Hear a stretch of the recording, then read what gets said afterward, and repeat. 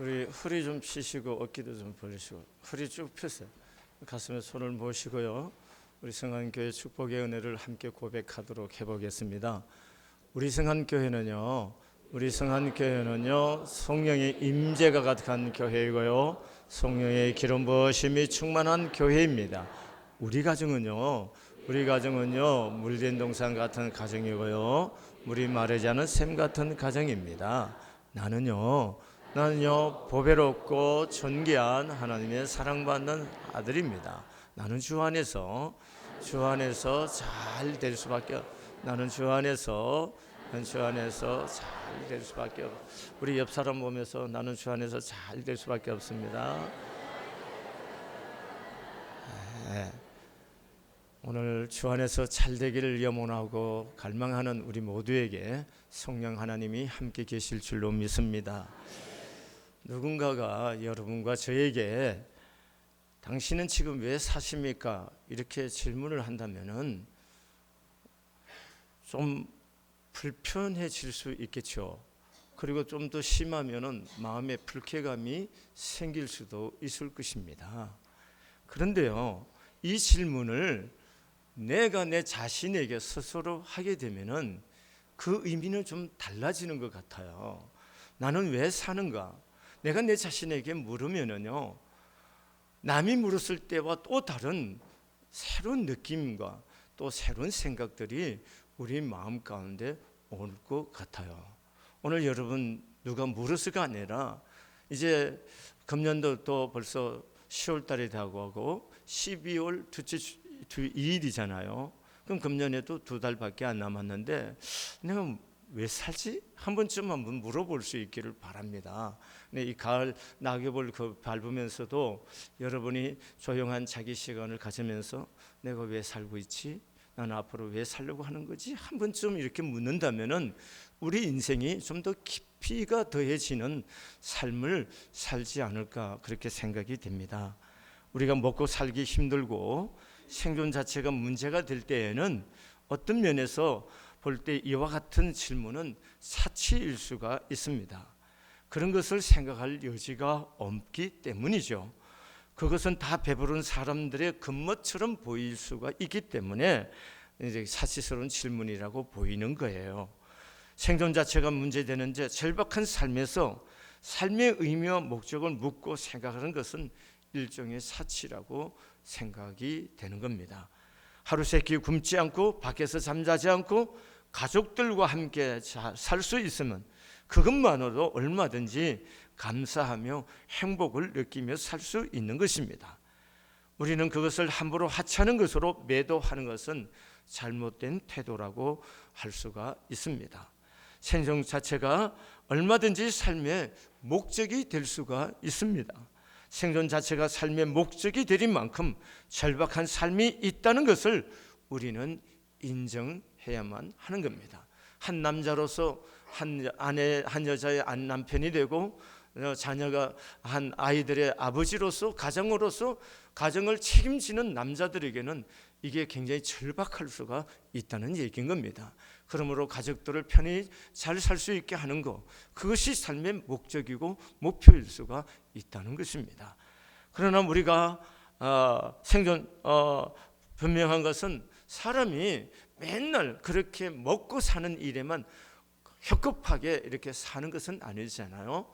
어느 정도 시간이 지나고 나면은 먹는 문제, 사는 문제가 어느 정도 해결이 다 되는 거라고 보여집니다. 그러면 우리가 먹고 사는 문제가 어느 정도 해결이 되면은 생존 자체가 인생에 있어서 또 다른 행복과 기쁨이 되는 것은 아니잖아요. 또 먹고 살만 하면은 또 다른 행복을 추구하게 되고 또 다른 기쁨을 추구하게 되고 또 다른 목적을 추구하게 되어 있는 것입니다. 왜냐하면 사람은 하나님께서 사람을 지으실 때에 짐승과 같이 먹는 것으로만이 하나님이 사람을 지은 것이 아니기 때문에 그렇습니다.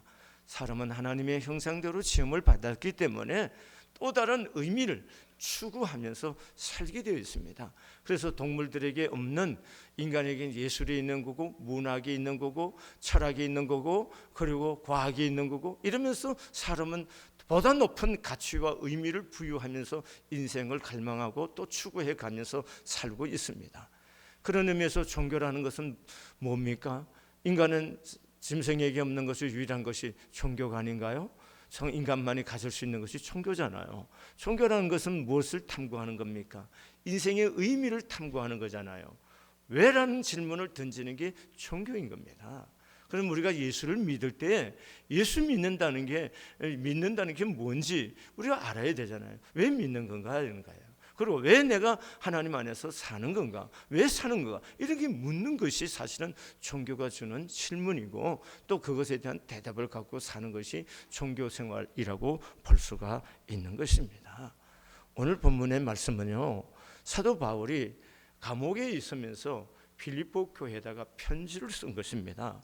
이것은 바울이 순교하기 5, 6년 전쯤으로 생각이 되고, 바울의 나이가 한 60세 가까이 된 그런 시점이라고 볼 수가 있습니다. 그런 시점에 바울이 빌립보 교회에 편지를 보내는데, 이때 빌립보 교회 편지를 보낼 때 바울이 어디에 있었느냐 하면은 아주 좋은 별장에 있었던 것이 아니고, 좋은 저택에 있었던 것이 아니고 감옥에 있었던 거예요. 감옥에 있으면서 지금 빌립보 교회를 향해서 이 편지를 쓰고 있습니다. 바울은 원래 어떤 사람인가? 여러분 잘 알다시피 바울은 예수 믿는 사람들에 대해서 적개심을 갖고 있었던 아주 바리새인 중에 바리새인이었습니다.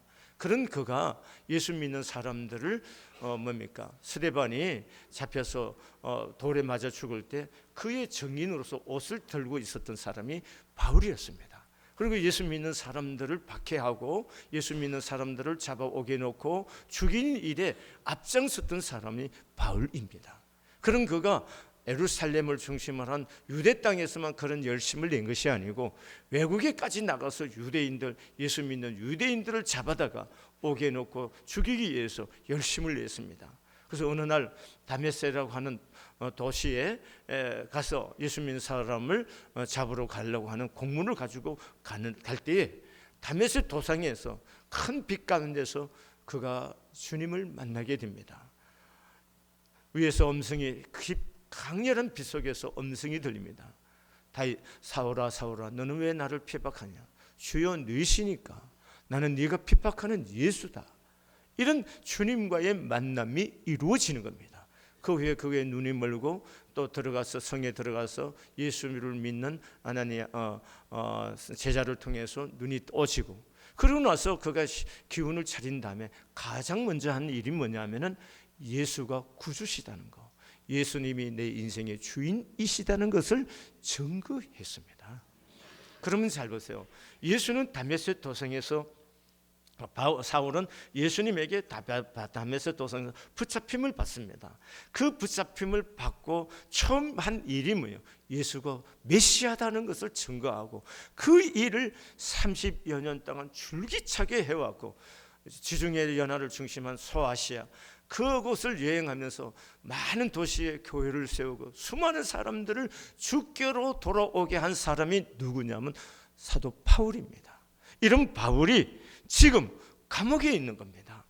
여러분 아마 바울이 이쯤 되면은 내가 그동안 참 수고를 많이 했구나. 자기가 이루어낸 하라는 업적에 도취되고 만족해서 이제 좀 자신 인생의 템포를 늦추고 적당히 살자는 생각이 들어올 수도 있는 그런 나이고 그런 환경입니다. 또 그럴 뿐만 아니라 나는 죽도록 30년 동안 예수께 붙잡혀서 복음을 전하고 살았는데 지금 이 나이에 감옥에 내가 있다니, 이런 생각을 하면서 자기 연민에 빠져서 좀 우울한 감정이라든가 마음이 의기소침해질 수도 있는 그런 환경입니다. 그런데 그런 환경임에도 불구하고 바울은 오늘 빌립보 교회를 향해서 이렇게 말하는 겁니다. 형제들아, 나는 아직 내가 잡은 줄로 여기지 아니하고 오직 한 일, 즉 뒤에 있는 것을 잊어버리고 앞에 있는 것을 잡으려고 푯대를 향하여 그리스도 예수 안에서 하나님이 위에서 부르신 부름의 상을 위하여 쫓아가노라. 이렇게 말합니다. 간단히 말하면 이런 겁니다. 아직 나는 목표에 이르지 못하였다. 그래서 뒤에 돌아보지 않고 앞을 향해 힘을 다해 달려가고 있다. 이런 얘기인 것입니다. 잘 생각해 보세요. 지금 나이 60은 아직 팔팔한 젊은 나이지만 그때 나이 60은 바울에게선 굉장히 연령적으로 신체적으로 굉장히 피곤하고 지쳐 있는 시간들입니다. 그의 사역 자체가 지쳐 있고 그 피곤한 시간이고 쉬어야 될 시간들입니다. 그럼에도 불구하고 달려가겠다 이렇게 얘기합니다. 안주하고 머무르는 것이 아니고 달려가겠다는 겁니다. 나는 앞에 있는 표대를 향해 달려간다 이렇게 말하는 겁니다. 12절의 말씀에 보면 오직 내가 그리스도 예수께 잡힌 바 된 것을 잡으려고 달려가노라 이렇게 말합니다. 14절에도 하나님이 위에서 부르신 부름의 상을 위하여 달려가노라 이렇게 표현하고 있습니다.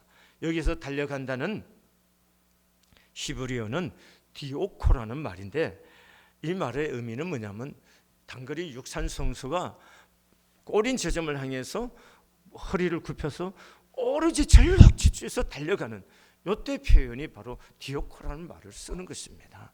여러분, 바울은 지금 달리게 하는 선수들이 꼬린 지점을 향해서 한눈 팔지 않고 오직 그것만 향해서 온 힘을 향해서 질주해가는 그 모습을 상상하면서 그리스도인들이 가져야 할 삶의 태도가 무엇인지에 대해서 지금 설명하고 있는 것입니다.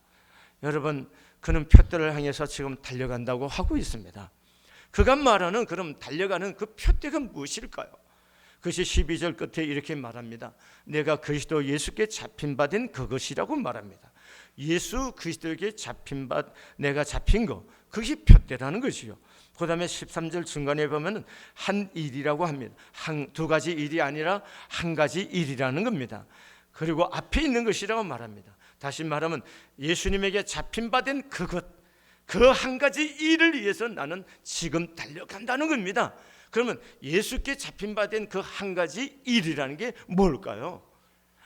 예수님이 왜 다메섹 도성에서 바울을 붙잡는 거예요?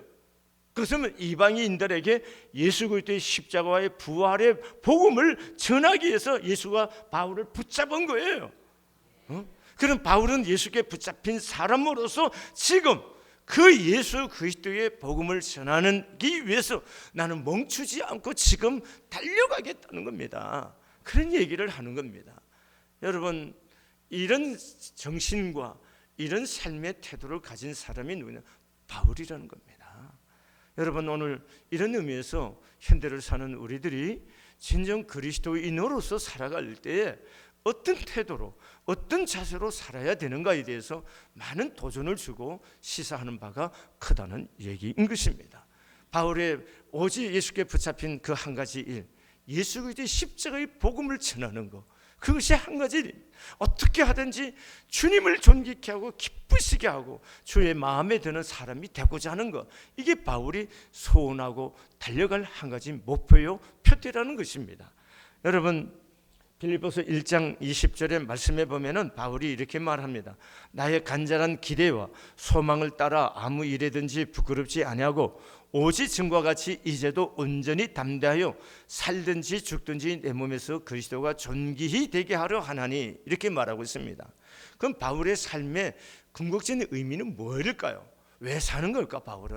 바울이 사는 삶의 의미는, 그 목적은, 그 표대는 바로 그리스도를 존귀케 하는 거라는 거예요. 그것이 바울이 인생을 사는 궁극적인 목적이고 표대라는 겁니다. 여러분, 모든 사람이 각자 추구하는 인생의 목표와 목적이 조금씩 다 다를 수가 있고요, 추구하는 방향도 다를 수가 있습니다. 여러분, 다시 말하면 인생이 살아가는데 사람마다 코스가 있다는 겁니다. 가는 길이 다 다르다는 것입니다. 다 가는 길이 다 다르지만 가장 중요한 것은 그리스도인들에게서는 뭐예요? 하나의 꼬린 저점은 하나라는 것입니다. 그게 뭐냐? 예수 그리스도 그분이라는 겁니다. 예수 그리스도 그분은 우리의 목표고 우리의 표대라는 것입니다. 그분을 영화롭게 하고 존귀케 하는 것, 그것이 모든 그리스도인이 가는 방향, 가는 코스가 다 다르더라도 추구해야 할 목표요 표대라는 사실을 우리에게 증거하고 있는 것입니다. 사랑하는 교회 여러분, 우리가 돈을 많이 벌어서 소유할 수도 있고, 또 돈이 좀 부족할, 좀 적당히 있을 수도 있고, 학문이 많을 수도 있고 적을 수도 있고, 또 권력이 있을 수도 있고 없을 수도 있습니다. 또 어떤 이들은 건강할 수도 있고, 건강 때문에 늘 노심초사하며 살아야 하는 그런 분들도 있을 수가 있습니다. 여러분, 어떤 형편에 있든지 우리가 사는 시간이라는 것은 정해진 시간을 살다가 우리가 가는 겁니다. 그러면 우리가 정해진 이 땅의 삶을 코스별로 각각 자기 인생을 살다 가는데, 꼭 기억해야 할 것은 바로 우리 믿는 사람들에게는 모든 목적이 그리스도 예수라는 겁니다. 여러분, 우리가 돈을 많이 버는 이유, 벌어야 된다면 그것도 예수 그리스도를 위해서 벌어야 되는 거고, 우리가 건강할 이유가 있다면 그것도 예수 그리스도를 위해서 있는 겁니다. 왜냐하면 그리스도를 존귀케 하는 것, 모든 그리스도인이 꿈꿔야 하고 우리가 목적을 삼아야 되고 표대를 삼아야 할 삶의 근원적인 문제라는 것입니다. 여러분, 왜냐하면 여러분과 저를 주에서 구원하셔서 우리를 그리스도 예수의 사람으로 삼아주시고 하나님의 자녀되게 하신 분, 그리고 우리의 사는 모든 것들을 주장하시고 이끄시고 인도하시는 그분이 살아계셔서 나와 함께 계시기 때문에 우리 인생의 궁극적인 목적과 목표는 예수 그리스도 그분이어야 된다는 것입니다.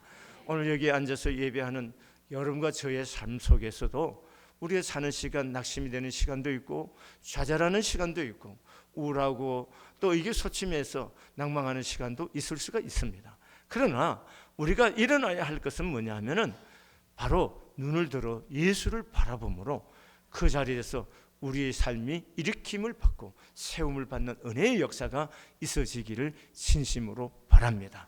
여러분, 나가 아니라는 겁니다. 내가 아닌 그리스도가 내 삶의 중심이시고 그리스도가 내 삶의 목표라는 사실을 분명히 할 때 우리는 지금 어느 성편에 있든지 우리는 기쁨으로 감사함으로 삶에 응답할 수가 있는 것입니다. 이것은 단순히 바울이 이론으로 얘기하는 것이 아니었습니다.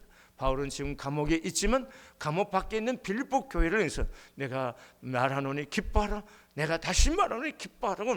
바울은 지금 입술의 말이 아니라 지금 노구로 지금 감옥에 갇혀 있는 그런 형편이 있지만 마음에 그리스도로 말미암아 기쁘다는 겁니다. 그리스도의 복음이 내가 감옥에 있는 동안 다른 사람들에게 한 발자국이라도 전해진다는 거, 이것 때문에 기쁜 거예요.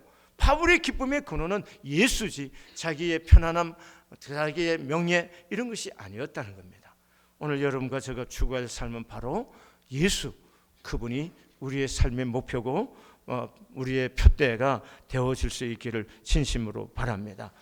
우리가 바울처럼 예수께 붙잡힌 바가 되어서 표대를 향해 나갈 때 뒤의 것을 잊어버리라. 오늘 바울이 그렇게 말합니다. 우리가 잊어버려야 할 것들이 있습니다. 앞으로 향해서 나가는 사람은 잊어야 할 것을 잘 잊어야 앞으로 향해 전진하는 삶을 살 수가 있습니다. 첫째로 잊어야 할 것이 뭐냐면 지난 시간 죄와 실수와 실패를 잊으시기를 바랍니다. 여러분, 지나온 시간 죄를 짓고 사는 시간들이 있었습니다. 또 죄를 안 지으려고 노력했지만 순간에 약해서 육체를 입은 인간의 한계를 가진 우리가 죄를 짓고 넘어지기도 합니다. 또 사람과 관계에서도 실수하지 않으려고 노력했지만 실수가 있습니다. 또 인생을 살다 보면 실패하는 삶도 있을 수가 있습니다. 그런데 그 모든 것들을 잊으라는 겁니다. 왜냐하면 지난 의지에 붙잡혀 있는 동안은 오늘 여러분과 저는 행복할 수가 없고요, 내일을 창조적으로 살아갈 수가 없습니다.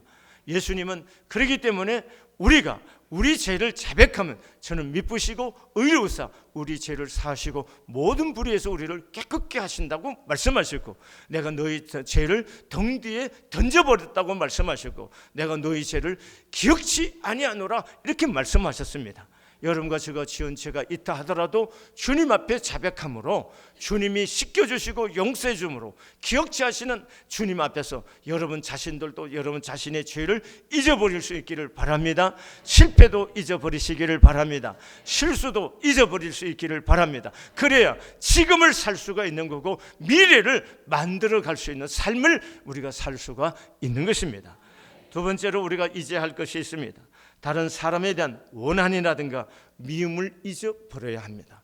여러분, 누군가에 대해서 미워하는 마음, 사람이 살면서 그런 마음 평생 동안 없이 산다면 얼마나 좋겠습니까? 그러나 우리가 살다 보면 갈등도 있고 다툼도 일어나기 때문에 뭐예요? 미움도 생기고 원한도 생길 수가 있는 거예요. 그때 우리가 계속해서 누군가를 미워하고 원한 속에 있다면 그 미워하고 원한에 갇혀 있는 시간 동안 우리는 내 마음의 자유를 얻을 수가 없습니다. 다시만 자유가 없다는 얘기는 지금의 삶을 행복하게 살 수가 없다는 얘기입니다. 그 사람과 상관없이 내 삶은 매여 있고 우리의 삶은 마음속에 계속 상처로 남을 수가 있는 것입니다. 저는 이것을 이론이 아닌 실제적인 삶으로 경험했습니다. 그 사람과 상관없이 혼자서 상처받았고 혼자서 속상해졌던 일들이 있었습니다. 그런데 그 문제를 놓고 진심으로 하나님 앞에 그 문제를 놓고 기도하면서 그분을 축복하기 시작했어요. 그분과 그분의 자녀들, 그분의 삶, 그 모든 그분에 관계된 모든 일들을 진심으로 축복할 때에 내 안에 있는 원한, 미움, 분노, 여기서부터 하나님께서 자유케 이렇게 자유가 생기고 평안이 오고 기쁨이 오는 것을 삶을 통해서 경험하게 해 주셨습니다. 여러분, 우리가 누군가를 미워하면요, 그 사람 전혀 개의치 않는데 나만 계속해서 상처로 남아있어요. 여기서 벗어나지 않은 한 하나님이 내 인생의 길을 열어도 우리가 길이 열린지 안 열린지 모르기 때문에 갈 수가 없는 겁니다. 여러분, 누군가 미웁습니까? 누군가에 대해 원한이 있고 복수하고 싶은 감정이 있습니까? 여러분, 그걸 이길 수 있는 비결은요, 그분을 진심으로 축복하는 겁니다. 진심으로 축복하면 그것서부터 딱 자유가 생기고 마음의 평안이 오고 하나님께서 인생의 길을 열어놓고 복되게 해 주실 줄로 믿습니다. 그 다음에 자신의 약점과 불리한 조건도 잊으세요. 사람이 태어나면서 다 좋은 조건만 갖고 세상에 나오지 않았습니다. 누구든지 자기가 원치 않은 약점이 있어요. 약함이 있습니다. 그것까지도 내려놓으시기를 바랍니다. 좀 잊으세요. 왜냐하면 내 약함 속에 하나님이 강하게 역사하실 줄로 믿습니다. 그걸 기대하시기를 바랍니다. 내가 약하기 때문에 하나님이 내 안에서 그분의 역사가 일어날 것을 기대할 때 우리는 과거를 잊게 될 줄로 믿습니다. 그 다음에 네 번째 잊어야 할 것이 있습니다. 지난날의 성공도 잊어버리시기를 바랍니다. 여러분, 잘했다, 그것만 자꾸 울컥먹고 있으면 교만한 사람이 되고 우리는 인생이 넘어질 수가 있습니다. 성공한 것도 좀 잊어버리시고 지금을 좀 살기를 바랍니다. 한번 따라해요. 지금 여기에. 여러분과 제가 그리스도인으로 살아야 할 삶은 뭐냐? 지금 여기를 사는 거예요. 지난 날로 사는 것이 아니라 지금 여기 내가 하나님 앞에 응답하고 살 때 여기를 행복하게 살 수 있고 지금을 행복하게 살 수 있게 될 줄로 믿습니다. 저기 가서 사는 것이 아니에요. 여기 사는 거예요. 여기서 지금 여러분들이 여러분 자신을 받아들이고 주님과 함께 할 때 여러분 삶이 행복해질 줄로 믿고 또 하나님 주신 인생의 목적을 이루어가게 될 줄로 믿습니다. 그 다음에 12절의 말씀, 13절의 말씀에 보면은 잡다라는 말이 4번이나 나오고 있습니다. 잡다. 형제들아, 나는 아직 잡은 줄로 여기지 않고 앞에 있는 것을 잡으려고 이렇게 말하고 있습니다. 그러면 우리가 잡아야 할 것은 무엇일까요? 우리가 잡아야 할 것은 14절의 말씀에 보면 표대를 향하여 그리스도 예수 안에서 하나님이 위에서 부르신 부름의 상을 위하여 달려가노라 이렇게 말했습니다. 우리가 잡아야 할 것은 뭐냐면은 하나님이 위에서 부르신 부르신 부름의 상을 위하여 상을 붙잡아야 된다는 것입니다. 이게 굉장히 중요합니다. 우리는 인생에 여기서 끝장나는 인생을 사는 사람이 아니라는 겁니다. 그래서 20절에 본 우리는 하늘의 시민권을 가진 사람들이라 이렇게 표현하고 있는 것입니다. 여러분과 저는 이 땅에서 모든 생애가 숨을 멈춘 순간에 끝나는 것 아니올시다. 만약에 그런 것이라고 생각하면 우리는 예수를 믿을 이유가 없습니다. 우리는 진정 우리의 시민권 하늘에 속하고 우리는 이 땅에서 또 살다가 마지막에 우리가 주님을 만나는 사람들이라는 사실을 잊지 마시기를 바랍니다. 근데 그 주님이 디모데후서 4장 8절에 이제 후로는 나를 위하여 의의 면류관이 예비되었으므로 주 곧 의로운 재판장이 그날에 내게 주실 것이며 내게만 아니라 주의 나타나심을 사모하는 모든 자에게 도니라 이렇게 말하고 있습니다. 상을 주시는 분이라는 겁니다. 여러분과 제가 주님을 만나는 그 마지막 순간에 우리가 주 앞에서 상을 받는 이 상을 붙잡을 수 있으시기를 바랍니다. 제가 동영상으로도 한번 봤고 어떤 사람들의 글로 통해서도 봤습니다. 우리나라 90년대 한국 교회를 대표하는 목사님 중에 한 분이었던 신승종 목사님이란 분이 국민일보에서도 기사가 되어 써 있었고요. 또 다니면서 간증도 하셨는데, 이분이 어느 날 장모 되신 어른께서 여보게 신서방, 천국과 지옥이 정말로 있는가? 이렇게 어머니가, 예수를 믿는 어머니가 사위에게 물으신 거예요. 그러니까 이 사위는 박사고 목사고 또 교수를 하시는 분인데 어머니에게 성경적으로 신학적으로 잘 풀어서 설명을 해드렸습니다. 그리고 나서 가만히 생각하니까 내가 정말 천국을 믿나? 이런 생각이 드는 거예요. 그래서 하나님께 뜻을 정하고 매일 한 끼씩 금식하면서 하나님, 천국을 내게 보여주세요. 그렇게 기도를 했답니다. 근데 어느 날 이분이 정말 꿈인지 또 기도가 생시인지 또 자기의 상상 속인지 모를 이런 분명하게 또 어떻게 말할 수 없는 그런 세계 속에서 하나님의 나라로 이끌림 받아서 천국을 보고 지옥을 봤다는 거예요. 여러분 자생하세요. 천국과 지옥 우리가 생각할 때 그거 철이 없는 사람들이 또 정신력이 약한 사람들이 그걸 있다고 해서 사람을 그렇게 하는 거 아닌가 이렇게 생각하는데, 예수님이 천국을 말씀하셨고 또 성경에 천국에 대해서 지옥에 대해서 말씀하고 있고 또 이렇게 진리를 추구하는 사람들이 천국과 지옥을 보고 이렇게 증거하는 겁니다. 그래서 그분이 이제 그것을 보고 나서 이거 잘못 말하면 이단이라 할 텐데 어떻게 하나 그렇게 생각하는데, 그래서 기록을 해야 되는데 그것을 논문식으로 할 수가 없으니까 소설식으로 풀어서 써야겠다 생각하고 쓴 책이 신성종 내가 본 지옥과 천국이라는 책입니다. 그래서 제가 어저께 남의 말만 들어서는 안 될 것 같아서 어저께 제가 그 책을 구입해서 읽었습니다. 그분이 천국에 가서 본 얘기들을 하는 겁니다. 천국에 보니까 하나님의 보좌가 있고 보좌 우편에 예수님이 계시고 그게 줄이 있는데 이렇게 12줄이 있는데 앞좌석에 앞줄에 굉장히 앞줄에 누가 앉았냐? 예수를 위해서 순교를 하신 분들이 그 앞줄에 있고, 두 번째 줄에는 예수를 믿게 많은 사람들의 영혼을 구원한 사람들, 전도자들, 전도한 사람들, 이런 사람들이 두 번째 줄에 있더라는 겁니다. 이렇게 해서 12줄을 다 보는데 자기는 아직 죽지 않았기 때문에 자기 형상 비슷한 것들이 있는 줄도 봤다는 거예요. 그리고 나서 또 지옥도 먼저 봤는데 지옥도 봤는데 지옥에서 있었던 삼청청 얘기들도 하는 거 봤습니다. 여러분 우리가 인생 이 땅에 살다가 그냥 처음 거둔 순간에 끝이라고 생각하면은 진심으로 우리는 여기 있을 이유가 없습니다. 아무 이유가 없습니다. 우리가 이곳에 있는 것은, 이곳에 예수를 믿고 우리가 예배하는 이유는, 그리고 예수를 위해서 살고자 하는 이유는, 예수가 내 인생의 목적이 되고 목표가 되고 내 인생의 모든 근원이 되게 하는 이유는 뭐냐? 그분이 내게 상 주시는 자이시기 때문에, 천국에서 상 주시는 자이기 때문에 그런 겁니다. 그래서 우리가 지금 그 상을 바라보고 지금 여기서 여러분과 제가 여러 모습으로 그리스도인으로서 하나님 앞에 예배하고 섬기고 봉사하고 이렇게 하나님의 영광을 위해서 사는 겁니다. 그리스도를 존귀케 할 이유가 바로 여기 있다는 것입니다. 여러분, 신약 성경에서 권위라든가 권세라는 말, 이런 단어가 나오는데요, 이 단어의 원래 헬라어는 뭐냐면 엑수시아라는 단어를 쓰고 있습니다.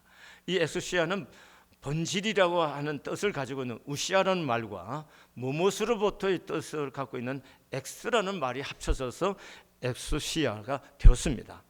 풀이하면 권위라는 것은 이런 겁니다.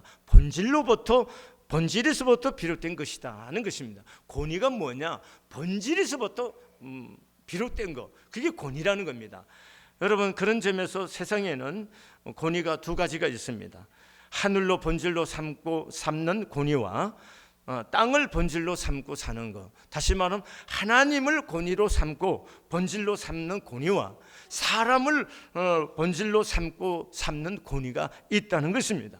사람을 본질로 여기는 사람은 사람들이 나를 어떻게 볼까, 사람들의 시선과 판단에 민감하여서 사람들이 원하는 것을 하려고 노력하고 있습니다. 그러나 하늘로 본질로 삼는 사람, 다시 말하면 하나님을 본질로 삼는 사람은 하나님께서 나를 어떻게 보실까에 민감하여서 하나님의 선하시고 거룩하시고 온전하신 뜻을 이루는 것에 최우선 관심을 둔다는 것입니다. 저는 이 설교 본문을 갖고 씨름하면서 어저께도 차를 타고 오면서 생각해요. 내가 내 이름을 내기에서 한다면 여기 계신 여러분이 다 돌아가신 후에 나를 기억할 사람이 누가 있겠습니까? 또 내가 생각해 보는 거예요. 우리 아들, 우리 손자, 좀 더 내려가면 정손자까지는 내 이름을 기억하겠지만 그 후에 아이들이 내 이름을 기억할까? 그 후에 자손들이 내 이름을 기억할까? 여러분 어떻게 생각합니까? 기억할 수 있을 것 같습니까? 기억할 것 같아요? 여러분 할아버지, 정조 할아버지 이름을 알고 계신 분이 계시나요? 아마 다 모르실 거예요. 저도 잘 모릅니다. 그러면 사람이 나를 알아준다, 사람을 기준으로 해서 내가 살려고 한다, 그것이 얼만큼 각이냐, 시간적으로. 그게 무슨 의미가 있겠느냐는 거예요. 그리고 내가 죽어서 만날 마지막 사람이 누구냐면 예수 그리스도 그분이시다는 거예요. 여러분과 제가 마지막 숨을 거두고 만나는 분이 누구냐? 예수란 말씀입니다. 그럼 그 예수님이 나를 어떤 사람으로 보느냐, 이게 중요하잖아요. 다른 사람들이 김철원 목사가 어떤 사람이냐, 그건 생각하고 위치나 관계에 따라서 다 다를 수가 있지만 예수님이 나를 어떻게 보느냐는 편견 없이 그분이 나를 볼 거란 말씀이에요. 그렇잖아요. 그렇다면 여러분과 제가 추구할 삶의 근원은 어디냐, 본질은 어디냐, 하나님께로. 하나님 그분이 나를 어떻게 볼 것이냐. 김철원 목사, 김철원이 예수님이 나를 볼 때 너는 나를 어떻게 볼 거냐, 여기에 우리가 관심을 쓰고 살지 않는다면 우리는요, 인생이 마지막 순간에 아무 의미 없는 겁니다. 목표라는 게 뭡니까? 피니시란 말을 쓰는 거예요. 피니시, 끝이라는 거죠. 종말이라는 말이에요. 종말에 가서 아무것도 아닌 것이라면 살아온 모든 것이 뭐예요? 무슨 의미가 있겠어요? 종말에 가서 내 인생의 그 종말의 목표가 예수님 안에서 인정을 받고 주님께서 잘했다고 칭찬받고 내게 상급이 준비되어 있을 때, 그때만이 내가 살아온 인생의 목표와 목적이 의미가 있고 가치가 있는 거지. 마지막에 그 목적이, 목표가, 그 종말이 아무것도 아닌 것처럼 허무한 것이라면 무슨 의미가 있겠습니까? 이것을 우리가 생각하고 사는 것이 그리스도인이라는 겁니다. 여러분, 신성정 목사님이 그것을 하나님 천국과 지옥을 경험하고 난 다음에 충격을 받으셔서 이분이 70세 은퇴하고 나서서 평안하게 저택에서 저술 활동하고, 이분이 원래 학자니까 그렇게 해서 살 수가 있습니다. 그런데 이분이 너무나 그것을 본 후에 충격을 받아서 뭘 하느냐, 70세 은퇴하고 나서 캄보디아 오지에 선교사로 갑니다.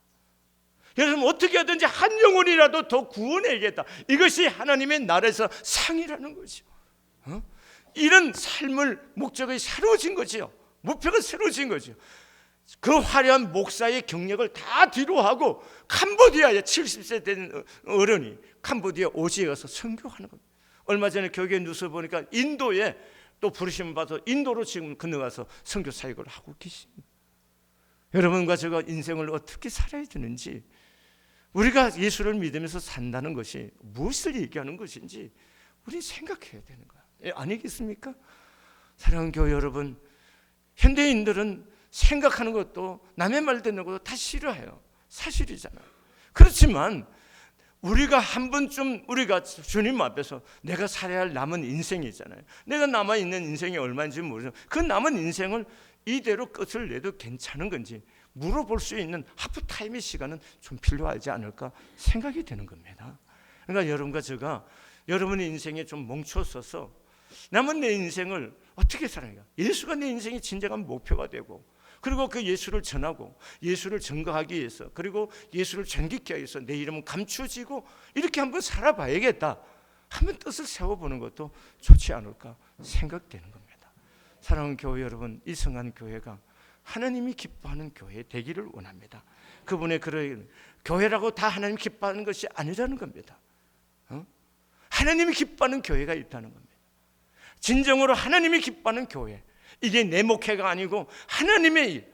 그래서 여러분과 제가 하나님 앞에서, 하나님이 가장 중요한 것은 제가 이 교회를 통해서 영광을 다 받는다면 나에게는 아무 상급이 없을 거란 말이죠. 저도 여러분도 하나님의 영광을 위해서, 하나님을 존귀케 하기 위해서 여러분과 저의 이름은 감추어주고 주의 이름만 높일 수 있는 그런 교회이기를 사모하고, 여러분과 저의 삶이기를 사모합니다. 그래서 주님이 우리 성한 교회를 볼 때, 주님이 저를 볼 때, 주님이 여러분을 볼 때 기쁨을 이기지 못하여 즐거워하시는 그런 교회, 그런 하나님의 사람들이 되어질 수 있기를 진심으로 소원합니다. 기도하시겠습니다. 하나님 우리 아버지, 사는 일이 막막해서 힘들었던 시간에는 먹고 사는 일 때문에 하나님 우리가 달려왔지만, 이제는 내 인생을 좀 더 하나님 앞에서 좀 더 의미 있고 가치 있는 인생을 살기 위해서 왜 살아야 되는지, 왜 사는지 하나님 우리가 다시 물으면서 예수 그리스도를 내 인생의 목적으로 삼고 목표로 삼고 표대로 삼아서 그리스도의 복음을 증거하고 그리스도를 존귀케 하는 일에 우리 자신을 기꺼이 드릴 수 있는, 그리스도에게 붙잡힌 바 된 그런 하나님의 사람들로 살 수 있도록 은혜를 입혀 주옵소서. 하나님의 성한 교회가 하나님이 보시기에 기쁜 교회, 하나님이 영광을 받을 수 있는 그런 교회이기를 소원합니다. 주의 종이 하나님의 영광을 가르치지 않도록 늘 조심하며 겸비한 마음으로 하나님 앞에서 살게 해주시고, 내 목회가 아닌 하나님이 기뻐하는 목회, 목양을 할 수 있게끔 성령께서 지도해 주시고 이끌어 주옵소서. 우리 사랑하는 교우들도 인생을 살면서 하나님 인생의 분명한 목적을 새롭게 해서 무엇을 하든지 주의 이름을 존귀케 하기 위해서 선을 베풀고 친절하기도 하고 사랑하며 섬길 수 있는 그런 거룩한 은총을 우리 모든 교우들과 주의 종 삶 가운데 이루어질 수 있도록 도와주시옵소서. 예수님의 거룩하신 이름으로 축복하며 기도드립니다.